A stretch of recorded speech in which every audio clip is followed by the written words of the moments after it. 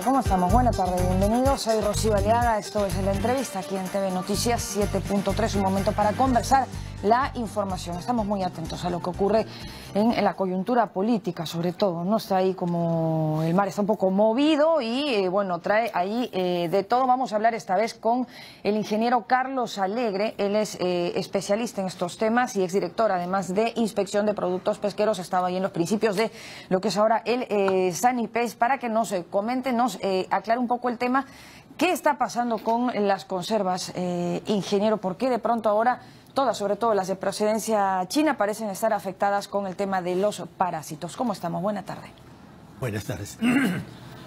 Bueno, el tema es el siguiente, ¿no? A ver. Que todos los pescados están sujetos a parasitismo, todos, los que comemos acá y los que comen todo el mundo. Ya. El parásito específico que ha sido señalado, ¿no? O sea, Anisakis, también está en Europa, especialmente en arenques, ¿no? Y por otro lado está la conservería. La conservería es la tecnología en alimentos más segura del mundo. Ya, bueno, no tanto, ¿no? Porque de pronto se nos está filtrando. Es la más segura por porque está dirigida a esterilizar totalmente, a matar todo lo que hay dentro de la lata. Y si mata a una bacteria tan resistente como es el Clostridium botulinum, que cuando crece produce una toxina, mata también a todo lo que hay adentro. Así que no se puede hablar de problema sanitario, aunque podría estar el producto descompuesto, pero está estéril comercialmente, como se denomina en la industria conservera, la condición que se logra mediante calentamiento de las latas. O sea que es un error total de señalar que dentro de la lata hay unos bichos que se mueven. No existe. Están todos muertos. Bacterias que matan. Pero de que están muertas, pero de que están, quiero decir, o sea... Todos los pescados del mundo están sujetos a parasitismo, y si el atún, el bonito, la caballa, todos pueden estar, y no hay medida de control, salvo que sea una cosa muy, muy notoria, que se vea a los ojos. Claro. Pero en la industria no existe un control en ninguna parte del mundo contra estos parásitos. ¿Qué me está diciendo, ingeniero? O sea, que de cuando en cuando nos comemos algún sí, anisakis. Sí, seguro cuando comen una lechuga o una vez también hay parásitos que están ahí, bichos, porque no hay medida de control. Ese es natural que está. Y como no produce daño y a veces ni siquiera se nota, salvo que uno lo busque muy detalladamente, puede encontrarlo.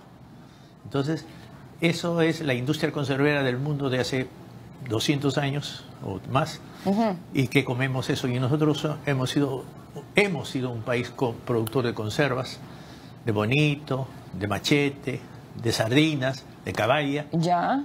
Y ya no sabemos porque no hay mucho de esos pescados ahora y tenemos que importarlos. O sea, ¿qué me está diciendo también? ¿Que nos estamos alarmando por las puras? Digamos, la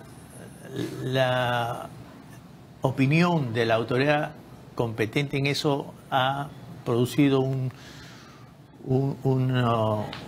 defecto o una mala opinión en el público. No ha dicho que no hay bichos que caminan adentro, que aparentemente eso es lo que se ha permitido, porque digamos, los medios han publicado como si adentro de las latas hay unos bichos, unos gusanos que se mueven. Pero los anisakis no son gusanos, ya de ahí a que se muevan o no, porque ya están sancochados, pero ¿son gusanos o no son gusanos? La palabra gusano es una palabra vulgar, diríamos, genérica. Pero ¿cómo le decimos a un parásito que es así como fileito, nemato de pequeño, filiforme? Los biólogos saben, porque algunos pueden ser muy grandes. Yo puedo encontrar de 1 metro dentro de un pescado, ¿no? Hay más 2.500 a 3.500 especies de estos animales en el mar. Son principalmente acuáticos y están en el mar. Y en algunos estadios de su vida parasitan a otros. Claro. Y cuando nosotros comemos crudo, nosotros es una palabra que para los peruanos no podemos decirlo porque estamos afectando a nuestro ceviche. Están presentes y nos hemos comido seguro. ¿Cuántos años tiene uno? Bueno, yo tengo cerca de 80 y me he comido muchos de esos bichos, ¿no? Pero he comido también pescado cocido. El pescado cocido Y en países como, por ejemplo, Europa, Holanda, por ejemplo, donde comen algún arenque crudo, las autoridades recomiendan y exigen, y a veces es regulatorio, que se congele el producto primero. Porque el congelamiento es otra medida, así como el calor destruye todo lo que hay dentro de una lata, el congelamiento también mata a estos parásitos. Claro, pero luego se habló, ingeniero, de la toxicidad que pudieran generar las proteínas del anisakis ya sin vida, quiero decir. O sea, digamos, esas sensibilidades, como se dice, o alergias, sensibilidades cuando te salen unas ronchitas por ahí, y alergias son cosas que pueden llegar a matar, ¿no? Claro. Un shock anafiláctico. Todos los alimentos son alergénicos, todos. En Estados Unidos hay 8 alimentos, comenzando por la leche. 4 o 5% de la población de Estados Unidos es alérgica a leche. Y por eso la leche no se tira a la basura, ¿no?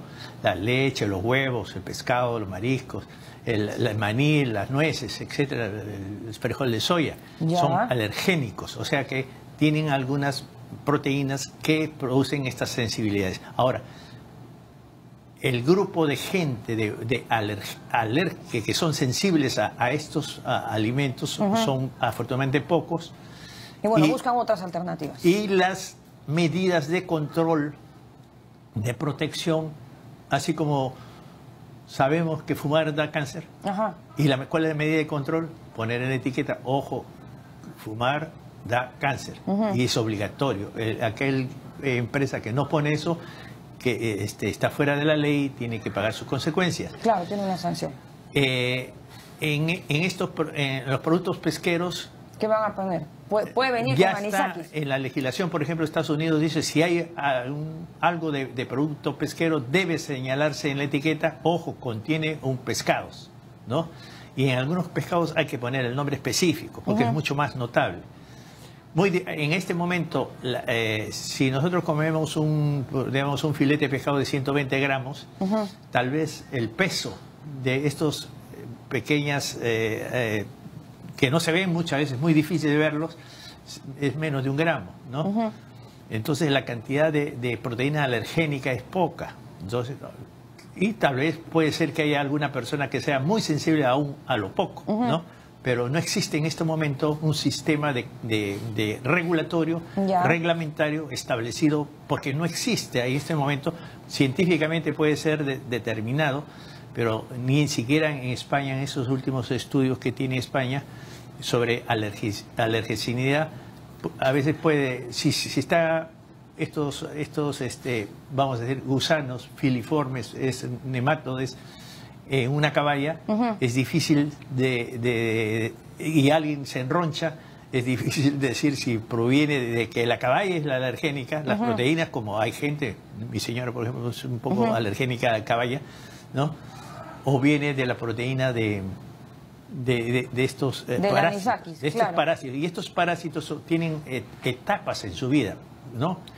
Por ejemplo, una etapa proviene en una foca, un lobo marino, después en un pescado, después otro pescado más pequeño, el pez grande se come al pez chico, se infesta, y viene el hombre, se lo come un buen ceviche y se come el que come crudo. O sea que las medidas de control normalmente en los países desarrollados, donde hay educación, especialmente educación en el consumo de alimentos, se promueve prácticas, ¿no?, en el consumidor, y no se asusta.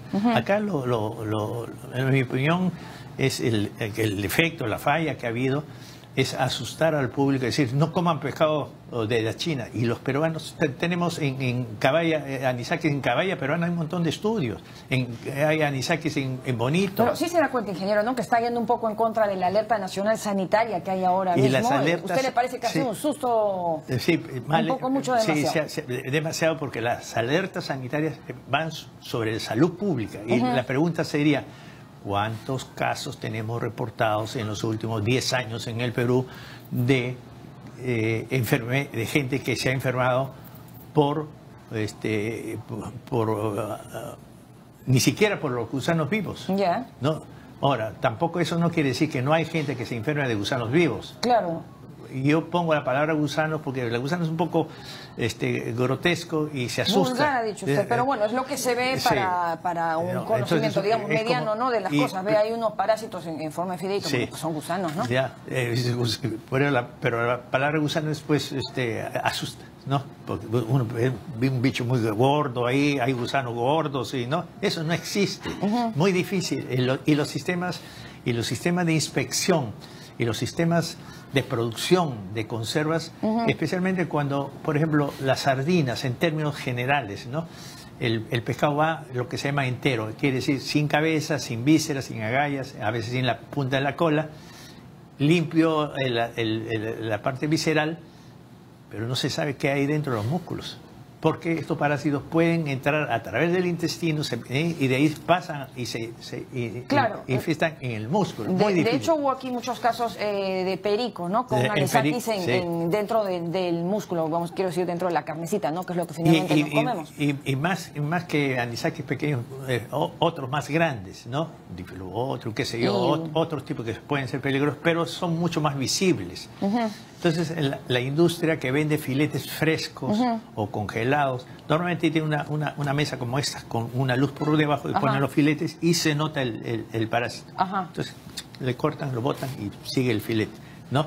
Eso en el bacalao, por ejemplo, en Canadá es así, en los sitios que tienen industria. Bueno, pero usted dice que es un poco dentro de la normalidad que se encuentra en los mares, están los parásitos, y en ese sentido en algún momento pues nos va a tocar por ahí uno y a ver si es que ya nos hemos comido bastantes. Pero que yo sepa y me haya dado cuenta, no he comido en ningún momento un anisakis, y estos que han encontrado se ven, ingeniero, o sea, a la vista así normalita, sin mesa de luz ni nada, los han visto. ¿Es a lo mejor alguna anomalía de pronto o qué está pasando? Ese tema tenía que haberlo dicho la autoridad, porque para eso hay autoridades especialistas en el campo. En el campo de la gestión para la calidad sanitaria es un campo que viene evolucionando muchísimo en los últimos 10, 20 años más, ¿no? Del control de producto terminado, por control de producto terminado muchas cosas no se pueden lograr, hay que prevenir. Entonces todos los nuevos sistemas en el mundo son preventivos y no post. Aparecen los problemas y hay que buscar el problema. Eso ya pasó a la historia. ¿Y cómo sacamos los parásitos del mar?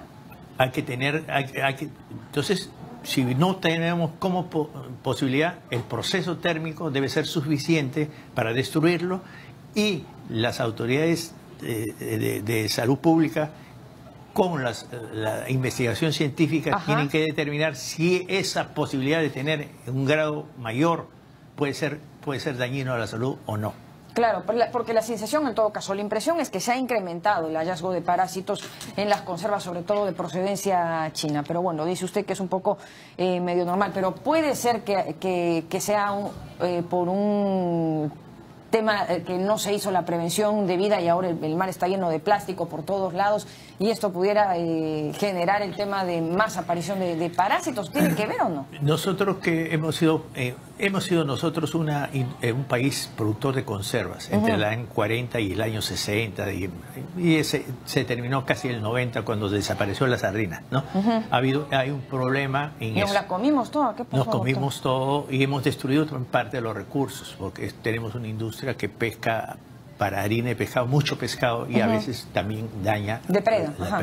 Entonces, ese es un tema aparte, es un tema de discusión y es muy especial. Claro, vamos a los parásitos. Pero, digamos, los parásitos están presentes. Y entonces, ¿cómo hacer? Si no hay... Entonces, hasta ahora, ninguna autoridad en Estados Unidos, que produce muchísimo atún, el atún también está parecido, no sé si con él o con otros parásitos, ¿no? No, pero además está en peligro de extinción también la especie. Bueno, hay atunes que ya no bueno, hay vedas internacionales. Hay controles, ¿no? Entonces el tema de la sostenibilidad de la pesca llegó a su máximo en los últimos, más o menos en el año 80 del siglo pasado, a su máximo.